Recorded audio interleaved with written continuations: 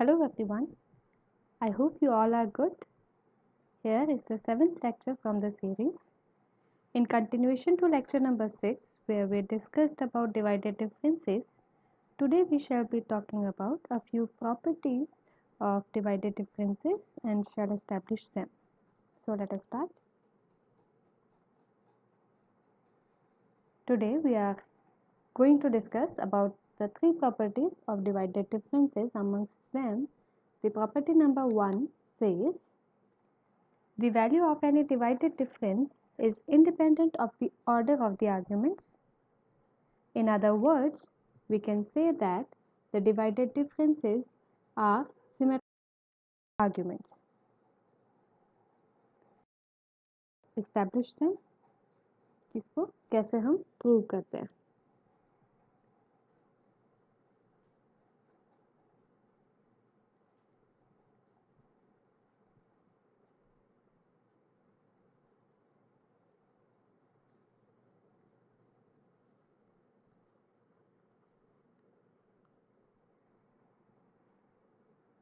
Now we shall establish this relationship या ये जो property है using mathematical induction.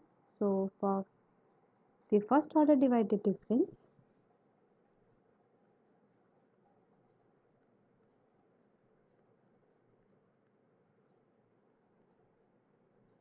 divided difference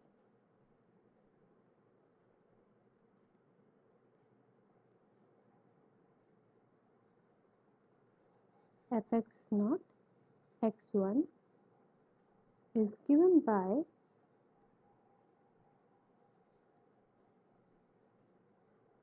f of x naught x1 is equals to f of x1 minus f of x naught divided by x1 minus x naught. This is using the definition of divided difference.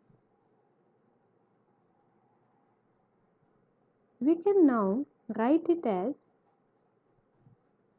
f of x1 divided by x1 minus x naught minus f of x naught divided by x1 minus x naught. इस तरह से हम लोगों ने इसका LCM split करके इसको now this can be written as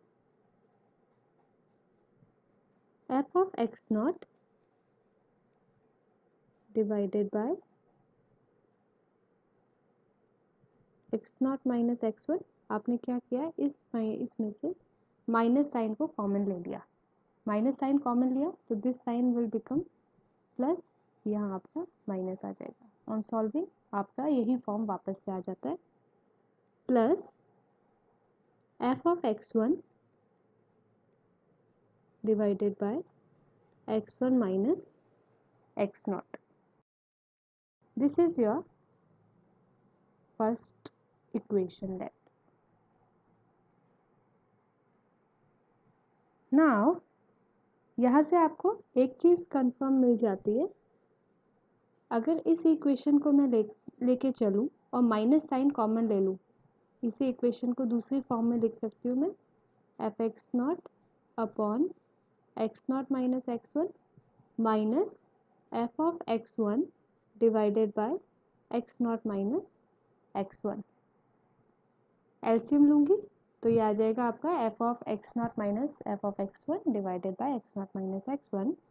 that means F of x one x not. तो फर्स्ट ऑर्डर डिवाइडेड डिफरेंस से आपको इतना समझ में आ गया कि F x not is equals to f x one x not. ये आपका ऑर्डर से इंडिपेंडेंट है divided difference. Now for the second order divided difference,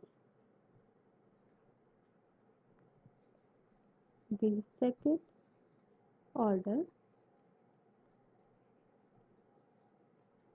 divided difference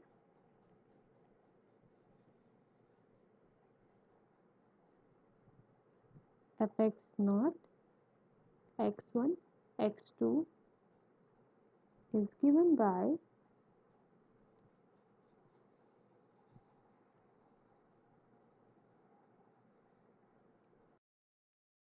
x0 x1 x2 which is equals to f of x1 x2 minus f of x0 x1 this whole divided by x2 minus x0। ये भी हमारे definition को use करते हुए हमने equation form कर लिया। This can be written as, अब मैं पहले की तरह ही इसका एलसीएम इसका स्प्लिट कर लूँ, f x one x two divided by x two minus x not minus ये वाली सेकेंड टर्म भी अलग कर दूँ। दोनों टर्म्स को मैं अलग अलग करके लिख लूँ तो I will obtain f of x one x two divided by x two minus x not minus f of x not x one divided by x two minus x not. Now अब आपके पास में जो x1 x2 वाला form है ये वाला और ये सेकेंड जो फर्स्ट ऑर्डर डिवाइडेड डिफरेंसेस हैं इनको भी हम स्प्लिट कर सकते हैं taking 1 upon x2 minus x not common you obtain bracket में आपके पास में आ जाएगा f of x2 minus f of x1 divided by x2 minus x1 minus second वाला हो जाएगा आपका f of x1 minus f ऑफ x not divided bye x1 minus x not. अब इसको जब सॉल्व करोगे तो यू विल गेट, हम नेक्स्ट पेज पर लिखते हैं इसे, कैन राइट f ऑफ x नॉट x1 x2 is equals to f x not divided by, क्योंकि हमारे पास में एफ एक्स नॉट की एक ही टर्म है हमारे पास में हम उसको बाहर ले लेंगे और इंडिपेंडेंटली लिख देंगे। एक चीज़ ध्यान देंगे x not F x not के साथ क्योंकि पॉजिटिव साइन था हमने सिर्फ और सिर्फ यूनिफॉर्मिटी बनाने के लिए हमारे डिनोमिनेटर्स जो कि originally x1 minus x zero और ये वाला ये वाली वैल्यू हमारे पास x2 माइनस एक्स ज़ीरो थी, दोनों में से नेगेटिव साइन कॉमन लिया, नेगेटिव एंड नेगेटिव पॉजिटिव होके हमारे पास नई फॉर्म इस तरह की बच गई।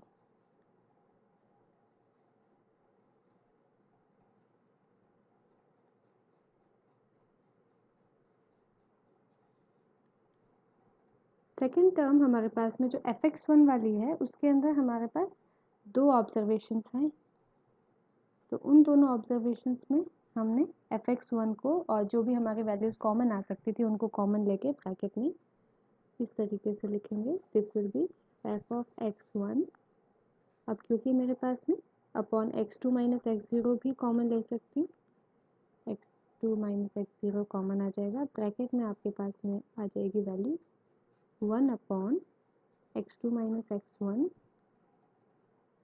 Plus 1 upon x one minus x zero. Again क्योंकि एफ एक्स टू की हमारे पास एक ही टर्म है उसको एज इट इज लिख देंगे, this will be your f x two divided by x two minus x zero and x two minus x one. जब इसको सॉल्व करेंगे ब्रैकेट को एलसीएम लेंगे तो आपके पास में आ जाएगा x two minus x one into x one minus x not और न्यूमरेटर में आ जाएगा यहाँ पे x one minus x not plus x two minus x one. जब इसको सॉल्व करेंगे एक्स वन आपके कैंसिल हो जाएंगे और x two minus x zero आपका यहाँ वाली वैल्यू से कैंसिल हो जाएगा। तो फाइनली ये ऑब्जर्वेशन तो आपकी कैंसिल हो गई, बचा सिर्फ आपका डिनोमिनेटर में x two minus x one and x one minus x zero. Now x two minus x one वाली वैल्यू में से आप माइनस साइन कॉमन ले लें। माइनस साइन कॉमन लेने पर this minus and this minus will form a plus and you will obtain the equation as I am writing now, f of x naught divided by x naught minus x1 x naught minus x2 plus f of x1 divided by x1 minus x2, क्योंकि आप negative sign common ले चुके थे and the second term remains as it is x1 minus x naught plus the last term that is fx2 upon x2 minus x naught and x2 minus x1. So this is your general divided difference for the second order. This is your equation number 2. From 1 and 2,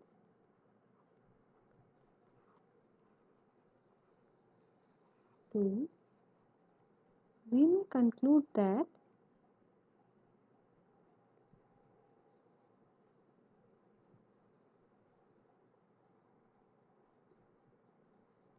f of x naught x1 equals to f of x1 x naught and f of x naught x1 x2 is equals to f of x1 x2 x naught is equals to f of x2 x naught x1 is equals to so on. जितने भी आपके इसके combinations बनेंगे, जितने भी divided difference के आप orders select कर सकते हैं, वो सभी इक्वल हो जाएंगे। तो आपने फर्स्ट ऑर्डर और सेकेंड ऑर्डर डिवाइडेड डिफरेंसेस के लिए हमारे रिक्वायर्ड प्रॉपर्टी हम इस्टेब्लिश कर चुके हैं। Now we shall show by the principle of mathematical induction that in general हमारी एक जो टर्म हम कंक्लूड कर सकते हैं यहाँ से उसको फॉर्म कर लेते हैं। जनरल टर्म कंक्लूड करने के लिए या कंस्ट्रक्ट करने के लिए ध्यान रखेंगे सेकेंड ऑर्डर से हम जनरल को देख लें एक बार। जब हमारा first value I F x not आया तो आपकी जितने भी वैल्यूज नीचे डिनोमिनेटर में आई वो आप एक्स नॉट में से रेस्पेक्टिव आर्ग्यूमेंट्स को माइनस करते हुए चले, रिमेनिंग आर्ग्यूमेंट्स को, जो कि एक्स नॉट के अलावा बचे हुए एक्स वन एक्स टू थे इस केस में। जब मेरे पास में एक्स वन आया तो नीचे x1 में से आपने रिमेनिंग आर्ग्यूमेंट्स को माइनस कर दिया। जब थर्ड आर्ग्यूमेंट x2 यहाँ पे आया तो आपने x2 में से रिमेनिंग आर्ग्यूमेंट्स को माइनस कर दिया।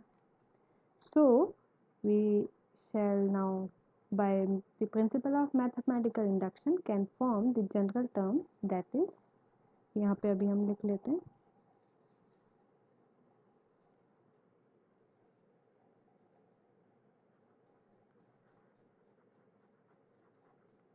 in general f of x naught x1 so on up to xn। आपके पास में जब आप nth ऑर्डर डिवाइडेड डिफरेंस का आर्ग्यूमेंट्स n प्लस वन है यहाँ पे तो डिवाइडेड डिफरेंस होगा nth divided difference. It can be written as, सबसे पहले आप एफ एक्स नॉट लिख लेंगे, इसके नीचे आ जाएंगे आपके x not minus x one x not minus x two and so on. Last term होगी x not minus x n. Denominator में सिर्फ और सिर्फ वो वैल्यू हम छोड़ देंगे जो ज़ीरो बनती है, जैसे x not minus x not will form A zero, तो डिनोमिनेटर में नहीं लिखेंगे। जब हम एफ एक्स वन लिख रहे हैं तो x one minus x one वाली टर्म को भी हम छोड़ देंगे ताकि डिनोमिनेटर में ज़ीरो ना आए। सेकेंड टर्म आ जाएगी इसी फंक्शन के लिए f x one divided by x one minus x not x one minus x two and so on x one minus x plus so on up to the last term that is f of xn divided by xn minus x naught xn minus x1 and so on up to the last xn minus 1 वाली term. So this is your general formula for the divided difference. आप इस तरह इस form में इसको लिख सकते हैं डिवाइडेड डिफरेंसेस को। Now let us suppose this theorem is true for n is equals to m. The theorem is true for n is equals to m. Then f of x naught, x1, xm will be equal to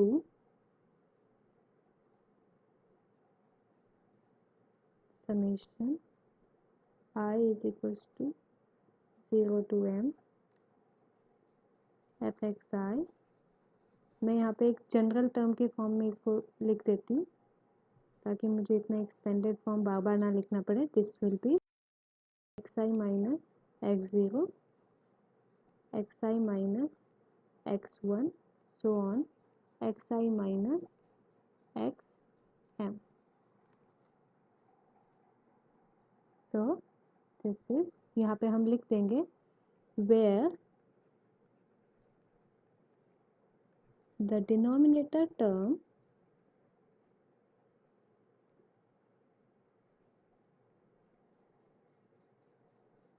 does not contain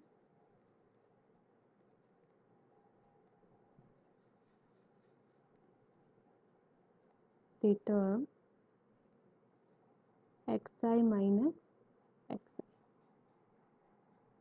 आप इसी summation को expand कर देंगे तो ऊपर वाला form बन जाएगा for the mth order divided difference। Now I have assumed that this theorem is true for mth order divided difference। Now if I can establish that the given theorem is true for n is equals to m plus 1, I can say that this theorem is true for every n belonging to the natural numbers capital N।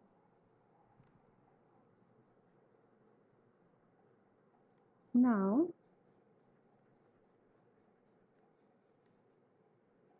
m plus 1th for n is equals to m plus 1 f of x naught, x1, xm plus 1 can be written as 1 upon xm plus 1 minus x naught, that is the difference of the extreme arguments, और आपका numerator में आ जाएगा the difference between two mth order divided differences जो कि आपके होंगे f of x1, x2 and so on up to xm plus 1 minus f of x naught, x1 and so on up to x of। तो ये आपका m plus 1th order divided difference यहाँ पे हमारे पास है, हमें मिल गया। Now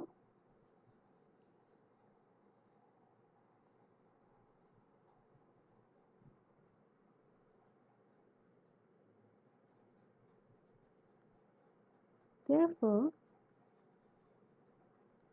term containing fxi is, क्योंकि हमारे पास में दो डिवाइडेड डिफरेंसेस हैं तो मैं एक जनरल टर्म fxi को यहाँ पे कंसिडर कर रही हूँ। The term containing fxi is equal to 1 upon x of m plus 1 minus x not bracket में xi divided by xi minus x1, xi minus x2 and so on xi minus xm plus 1। this minus, अब हमारे second वाले divided difference में से भी हम वो term select कर लेंगे जिसमें fxi आ रहा है। तो यहाँ पे ये होगा x i f of x i divided by x i minus x zero, x i minus x one and so on. Last term आ जाएगी आपकी x i minus x m in this case. Again हमारी जो denominator term है उसमें x term नहीं होगी। This can be written as, क्योंकि आपका एफ एक्स आई कॉमन ले सकते हैं, एफ एक्स आई कॉमन ले लेंगे,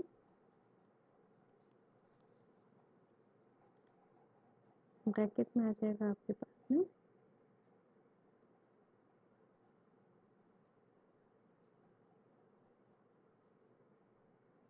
x i minus x zero minus x i minus x m plus one. इसके अलावा बाकी एक तो ये वाला एलिमेंट और एक ये वाला एलिमेंट, इसके अलावा सारे एलिमेंट्स यहाँ पे कॉमन है हमारे पास, तो एलसीएम लेने पर ये कॉमन रह जाएंगे। एज इट इज़ ये वाली टर्म आपकी मल्टीप्लाई होके चली जाएगी दूसरे साइड में और ये हो जाएगी और ये फर्स्ट टर्म। डिनोमिनेटर में अब आपके पास में सारी वैल्यूज आ जाएंगे, x i minus x zero से स्टार्ट होकर x i minus x one and so on x i minus x of m plus one तक आ जाएंगी एलसीएम लेने से। डिनोमिनेटर में आपके पास में again I would repeat x i minus x I term नहीं होगी। दिस ऑन सॉल्विंग एक्स आई और एक्स आई कैंसिल हो जाएंगे, ब्रैकेट अब आपके पास में इसको सॉल्व करने पे x m plus one minus x zero बचा है जो कि कैंसिल हो जाएगा आपकी नीचे वाले टर्म से। So you obtain this is equals to f of x आई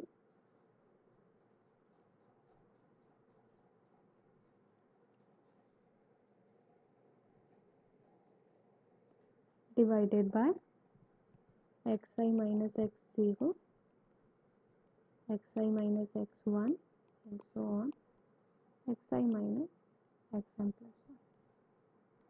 यहाँ पे हम लिख देंगे एक बार where the denominator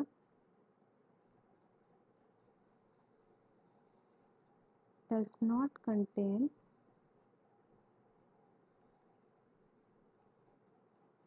the term xi minus xi।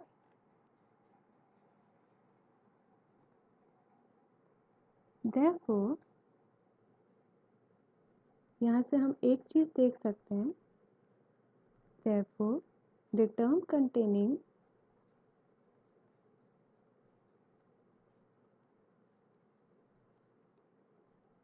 क्योंकि हमारी f x i general term है तो हम इसी के बेसिस पे हमारा final formula for m plus oneth order divided difference conclude कर सकते हैं। इसीलिए हम इसी टर्म के बेसिस पे हमारा जो भी जजमेंट है वो बनाएंगे। Therefore the term containing F x I is of the same form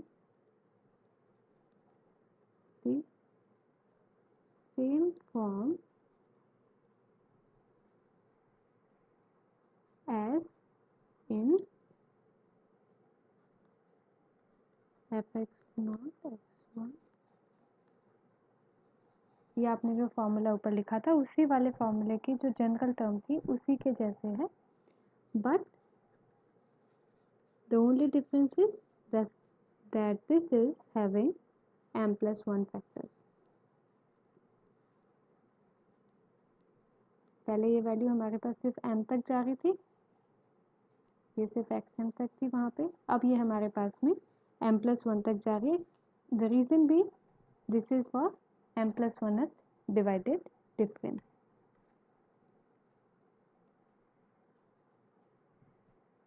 Thus we have shown now that the given property is true for n is equals to m that we had assumed, and it is true by the process of mathematical induction that it is true for n is equals to m plus 1 also. Hence we can say in general that the value of the divided difference depends only on the values of the arguments involved and not on the order in which they are taken. So this is all about property number 1. Now we shall be discussing property number 2. The property number 2 states that the nth divided difference of a polynomial of the nth degree is constant. That's the simplest form that we can call it in. जो हमारी fundamental theorem थी, it is analogous to that. The only difference is now we are talking about divided differences. There we were talking about finite differences. Now let us prove this particular property also. One thing I would like to mean is हमारी जितनी भी properties हैं हम सब यहाँ पर using mathematical induction ही prove करने की कोशिश करेंगे.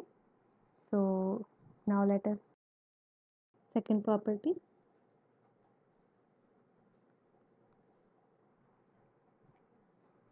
Let us consider the simplest form of the nth degree polynomial, that is x raised to n. हम यहाँ पे fx की एक फॉर्म अज्यूम करके उसके लिए प्रूव करेंगे. Then we can conclude that this particular property is true या is held by any nth degree polynomial. Consider a function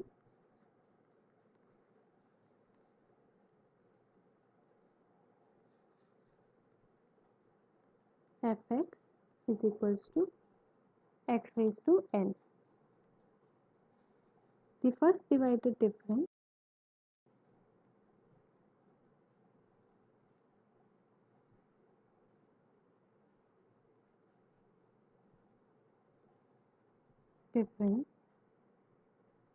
of fx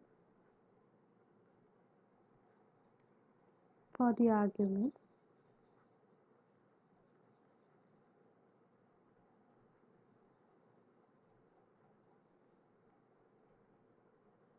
xr and xr plus 1. ये दो आर्ग्यूमेंट्स ले रही हूँ मैं.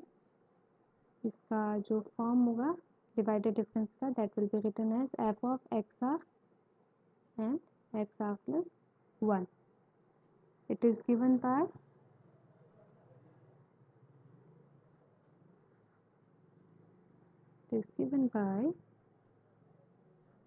f of xr plus 1 is equals to f of xr plus 1 minus f of xr divided by xr plus 1 minus xr. ये हमारी definition से हमने ऑब्टेन कर लिया. Now let us substitute the fx function by its original form. So this will be x raised to n, xr plus 1 raised to n minus xr raised to n divided by xr plus 1 minus xr. Now one thing to be noted here, that this is the form of a raised to n minus b raised to n on a minus b. अब इसको जैसे expand करते हैं, इसका expansion क्या होता है आप लोगों को पता होगा. a n minus 1 plus b, sorry this is a raised to n minus 1.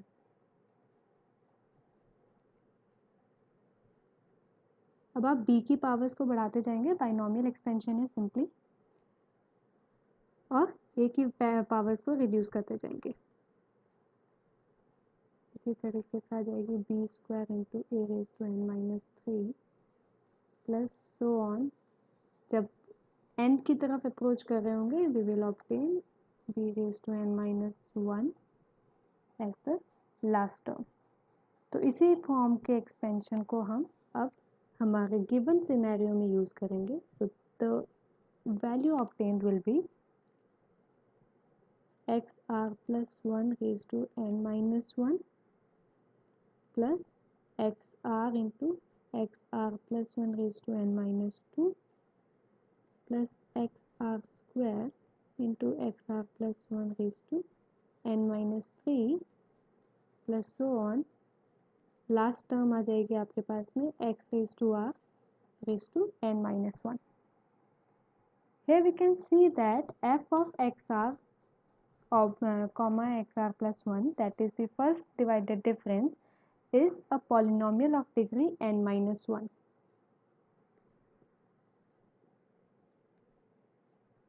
which is a homogeneous polynomial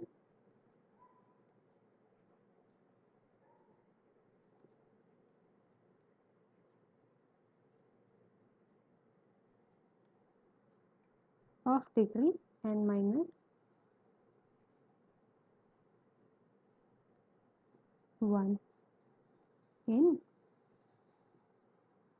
xr plus 1.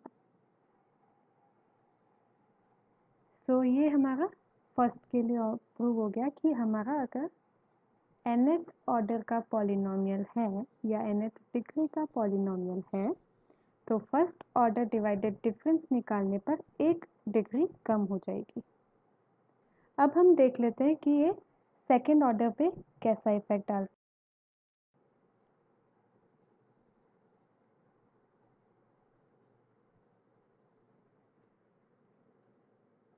The second divided difference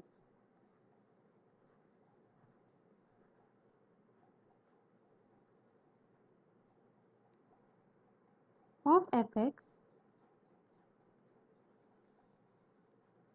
for the arguments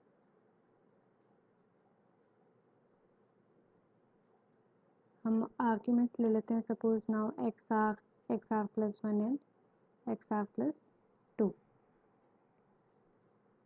that is f of x r plus one x r plus two is given bye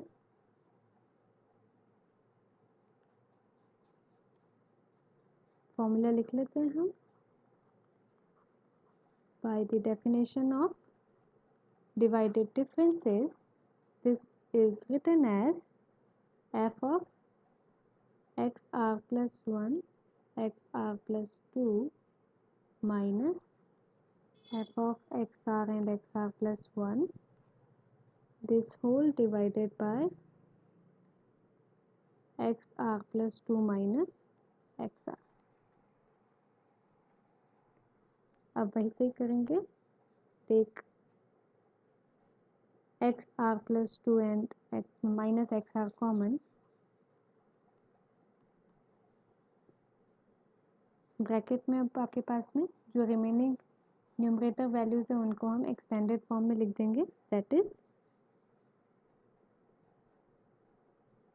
x r plus two raise to n minus x r plus one raise to n divided by xr plus 2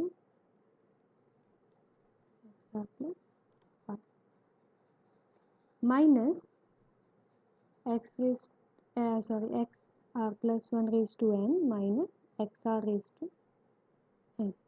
This will be divided by xr plus 1 minus xr. Ab again this is of the form, these two are of the form a raised to n minus b raised to n divided by a minus b. दोनों terms इसी तरीके से अगर हम expand करेंगे तो this will be forming the result as, bracket में आपके पास में आ जाएगा यहाँ पे x r plus two raise to n minus one plus x r plus one dot x r plus two raise to n minus two plus so on. Last term आ जाएगी यहाँ पे x r plus one raise to n minus one. ये आपका first वाला result आ गया। अब second के लिए you will obtain x r plus 1 raise to n minus 1 plus x r into x r plus 1 raised to n minus 2 plus so on up to the last term, that is xr raised to n minus 1. तो ये हमारे difference आ गया आप दो polynomials का जो कि n minus 1th degree each है. Now writing it in the another form, we shall get here xr plus 2 raised to n minus 1 minus xr raised to n minus 1 divided by xr plus 2 minus xr. क्योंकि हमारे पास में denominator में x r plus 2 minus x r है तो यही form हम numerator में बनाने की कोशिश करेंगे. तो जितनी भी रिस्पेक्टिव वैल्यूज़ हैं n माइनस 1 की पावर्स होंगी उनको एक साथ ले लेंगे. एक्स आर प्लस 1 को कॉमन लेकर के हमारी सारी फॉर्म्स इसी तरीके से हम बना लेंगे. So this will be x r plus 1 into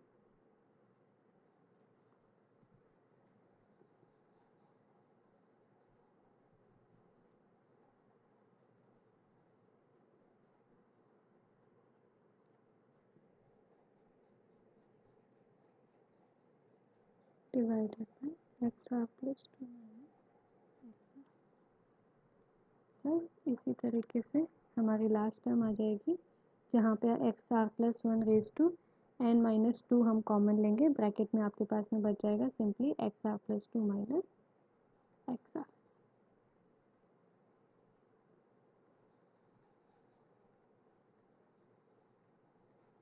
ये कैंसिल हो जाएंगे. रिमेनिंग में आपके पास में again a raise to n minus b raise to n. These all are of the form. अभी से एक्सपेंशन को हम अब यूज़ करेंगे. अब यहाँ पे इंस्टेड ऑफ n हमारे पास में n माइनस 1 है तो रिजल्टेंट जो आपके पास में आएगी वैल्यू वो होगी n माइनस 2 ऑर्डर की polynomial. So this will B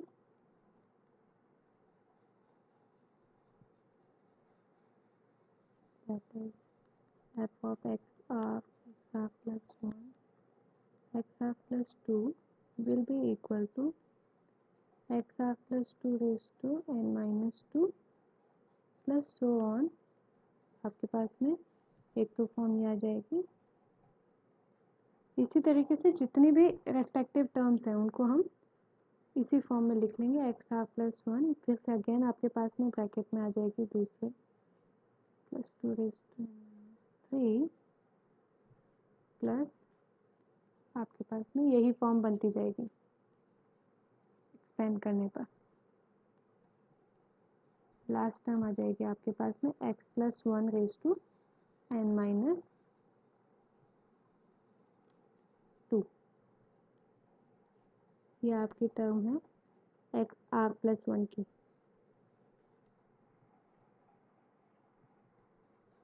which is a homogeneous polynomial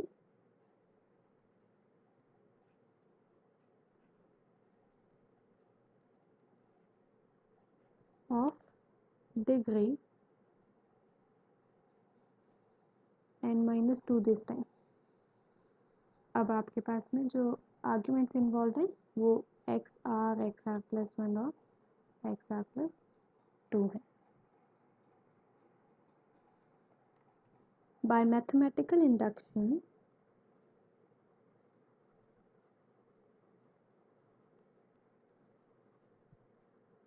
it can be shown that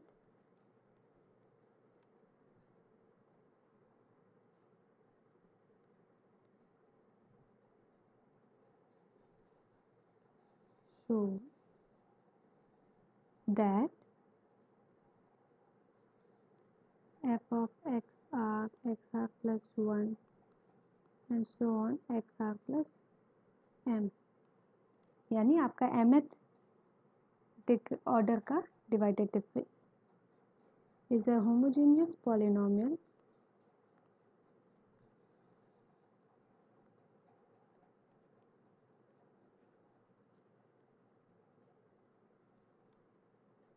of degree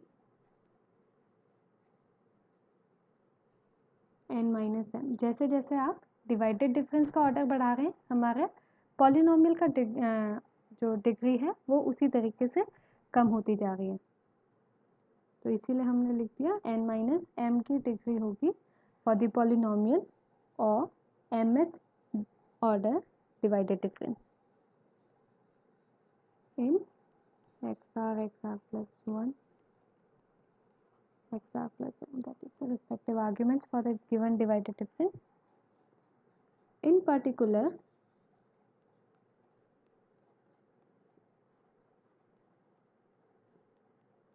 if we take fx is equals to x raised to n, then the nth divided difference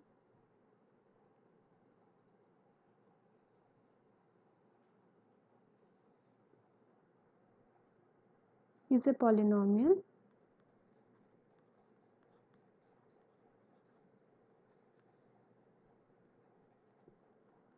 of degree n minus n, that is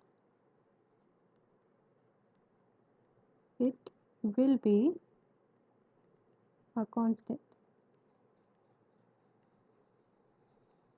अब जितने भी arguments involve हैं उनकी power आपकी n minus n that is 0 है, यानी कि कोई भी आर्ग्यूमेंट आपका nth डिवाइडेड डिफरेंस में प्रेजेंट नहीं होगा। अब जो रिमेनिंग वैल्यू होगी वो सिर्फ और सिर्फ किसी कांस्टेंट की होगी। So this is all we had to establish here, hence proved. Now we move on to property number 3. Property number 3 says that the nth divided difference can be expressed as the quotient of two determinants each of order n plus 1. अगर मैं first order divided difference की बात कर रही हूँ तो first order divided difference को मैं 2/2 के डिटर्मिनेंट के क्वेश्चन के फॉर्म में लिख सकती हूँ। अब इसको हम इस्टेब्लिश कर लेते हैं, इसको भी देख लेते हैं कि किस तरीके से हम इसको कहना चाह रहे हैं और प्रूव कर रहे हैं। Let us move on to the proof for the given property number 3. Consider the first divided difference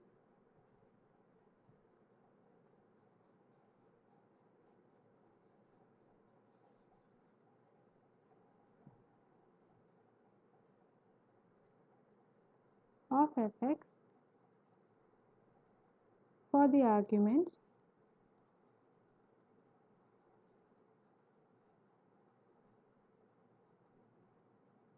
x0 x1 let, that is आपका जो फर्स्ट ऑर्डर होगा that will be given as f of x1 minus fx0 divided by x1 minus x0. This in matrix form, in determinant form can be written as fx1 fx0 1 1. This divided by another determinant with elements x1 x0 1 and 1. So this is equal to quotient of two determinants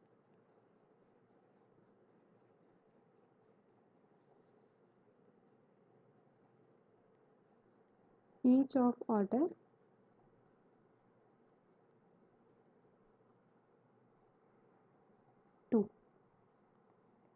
अब क्योंकि first order था तो मेरा जो determinants का order था वो 2 था, जो कि हम पहले कह रहे थे। तो फर्स्ट ऑर्डर के लिए तो हमने गिवन प्रॉपर्टी को प्रूव कर दिया। Now let us consider the second order divided difference. Again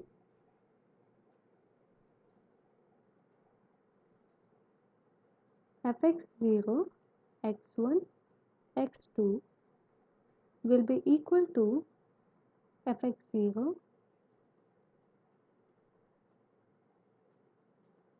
divided by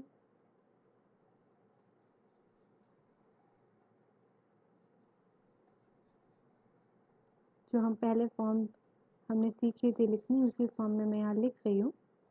this will B x1 minus x0 और x1 minus x2 plus third argument x3 के लिए आ जाएगी आपकी value fx3 divided by, sorry not fx3, this will be your fx2. So this will be x2 minus x0 and x2 minus x1.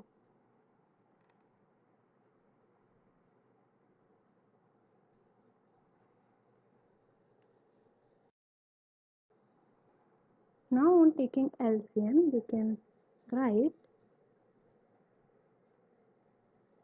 minus of fx not, इसके साथ में आ जाएगा आपका आर्ग्यूमेंट x1 माइनस x2। आप इसको expand करके देख सकते हैं, into x2 minus x0 minus fx2 x0 minus x1, this whole divided by x naught minus x1, x1 minus x2 and x2 minus x0। इसको आप एक्सपेंड करके देख सकते हैं, ऊपर वाला फॉर्म आपको वापस से मिल जाएगा। Now this can be written in the form of quotient of two determinants again I would say. तो वो हम अब देख लेते हैं कि किस फॉर्म में होंगे। इसको आप ज़रा सा प्रैक्टिस करके देख लें, मेमोराइज कर लें, जैसा आपको सूटेबल लगता है। This will B now fx0 x1 x2 will be equal to fx0 fx1 and fx2 divided by second determinant आ जाएगा आपका। अब पहले डिटर्मिनेंट की हम वैल्यूज लिख लेते हैं। This will be x not x1 x2 and 1 1 and 1। Second determinant में आपके पास आ जाएगा x not square x not and plus 1 आ जाएगा यहाँ पे x1 square x1 and 1 x2 square x2 and 1. This is the form of two determinants. So I have again established the property that we are talking about. So this can be written as the quotient of two determinants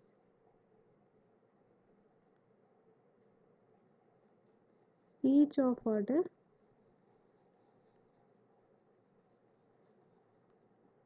3. Similarly,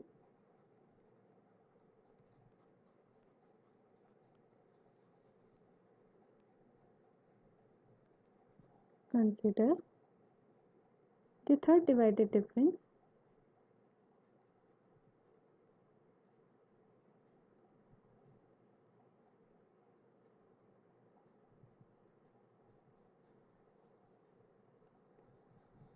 of fx, that is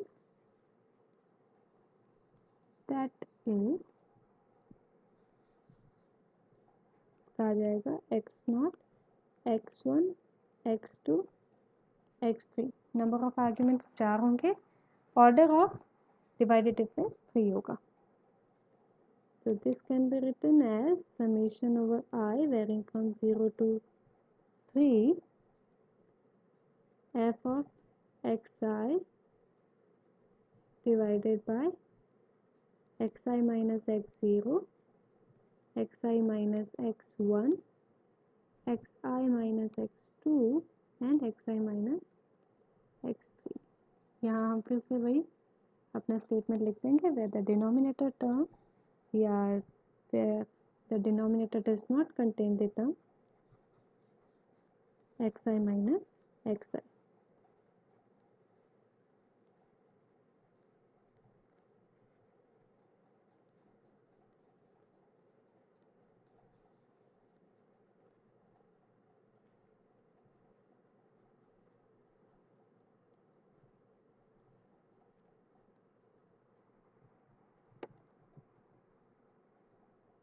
या हम लिख सकते हैं इसी को दूसरी form में f of x naught x1 x2 x3 is equals to summation fx naught into difference product of x1 x2 x3 divided by this whole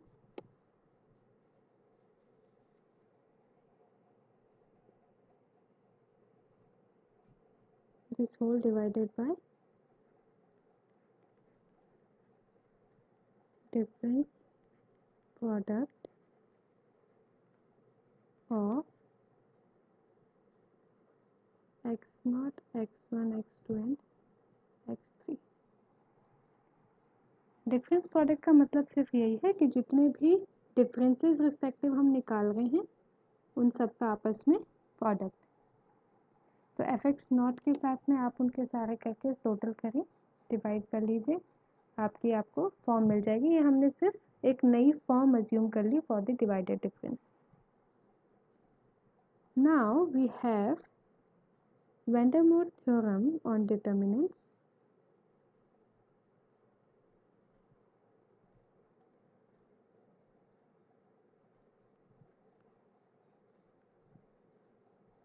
We have Vandermonde theorem on determinants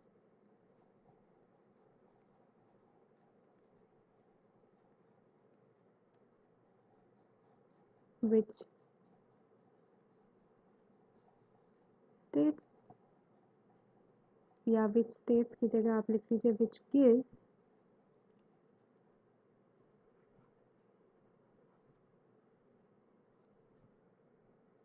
difference product of x1 x2 x3 can be written as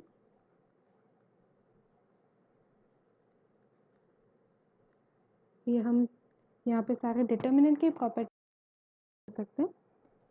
और x1 x2 x3 can be written as x1 square x1 and 1, x2 square x2 and 1 and x3 square x3 and 1. इसी form को वेंडरमोर theorem को use करते हुए हमने इससे ऊपर वाले जो डिफरेंस प्रोडक्ट्स लिखे थे वो भी इसी तरीके से आए थे.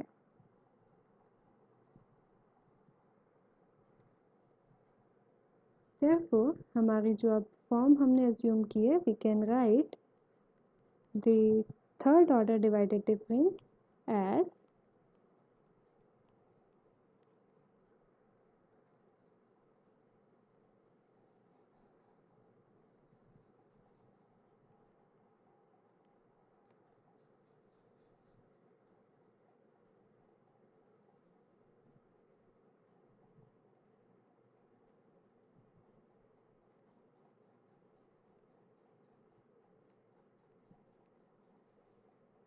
ये तो हमारा न्यूमरेटर आ गया. नाउ डिटर्मिनेंट के लिए अगेन वही आप वैन डर वाल्स थ्योरम याद कर लेंगे और इससे हमको वैल्यू मिल जाएगी। एक चीज़ आप इसको सीधा सा याद करने के लिए यूज़ कर सकते हैं, अगर आपके पास में 4x4 का मैट्रिक्स है तो आप जो क्रॉस प्रोडक्ट या डिफरेंस प्रोडक्ट टर्म्स निकालना चाह रहे हैं उसके लिए सारे आर्ग्यूमेंट्स लिख लीजिए यहाँ पे विथ n-1th ऑर्डर, अगर nth ऑर्डर का डिटर्मिनेंट है, और फिर बाद में रिस्पेक्टिव रोज में एक एक उनकी डिग्री सब्ट्रैक्ट करते जाइए, x2 क्यूब x3 क्यूब, ये आपकी फर्स्ट रो आ गई।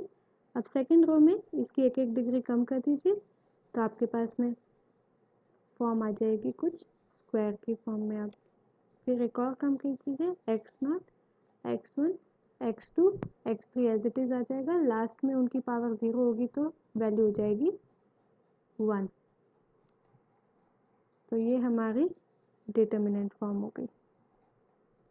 नाउ क्योंकि आपको पता है कि किसी भी पर्टिकुलर डिटर्मिनेंट में अगर आप कोई दूसरी वैल्यू को, मैं बात कर रही हूँ हमारी फर्स्ट टर्म की, अगर इसको मैं समेशन फॉर्म में लिख रही हूँ तो अगर इसकी ओरिजिनल डिटर्मिनेंट फॉर्म निकालना चाहूँगी तो मुझे मिल जाएगी हमारी 4/4 की एक और determinant, that will B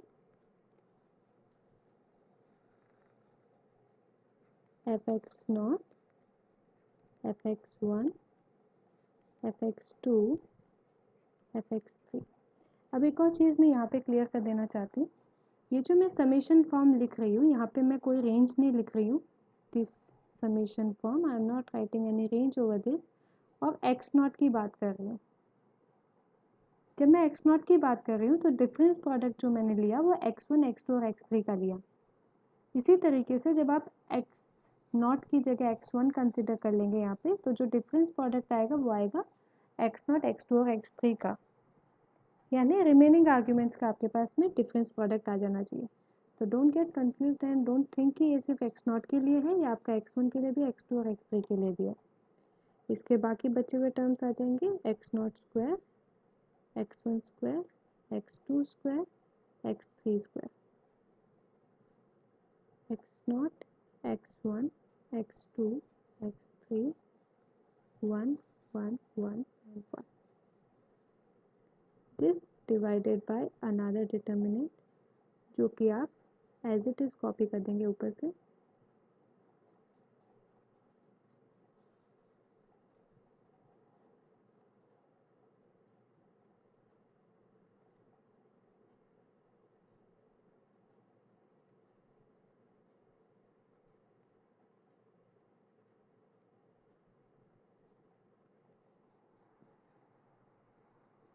so basically अब आपका जो थर्ड ऑर्डर डिवाइडेड डिफरेंस आया ये भी हो गया आपका क्वोशिएंट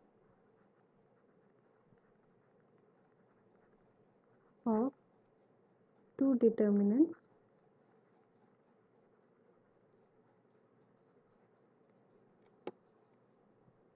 each of order 4 यानी n+1। Proceeding in a similar way, the nth divided difference can be expressed as the quotient of two determinants of order n+1. So this is what we were trying to establish here. अब एक चीज़ मैं आप लोगों को यहाँ पे बता देना चाहूँगी, you might be getting confused how I wrote the previous form जो कि हमने वहाँ पे लिखी थी, उसको मैं अब साइड में यहाँ एक्सप्लेन कर देती हूँ। fx0 fx1 fx2 और fx3, x0 x1 ये आपकी स्क्वायर टर्म्स थी,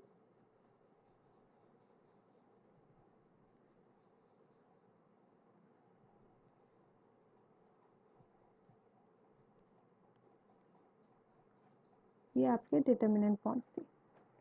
इससे आपने यही कंफ्यूज हो रहे होगे कि 3 से हम 4/4 पे कैसे आए। अगर मैं इसको एक्सपेंड करती हूँ तो जो मेरी फर्स्ट टर्म आएगी दैट विल बी fx0, उसके साथ में डिटर्मिनेंट आ जाएगा मेरा ये 3/3 वाला, जो मैं यहाँ मार्क कर रही हूँ।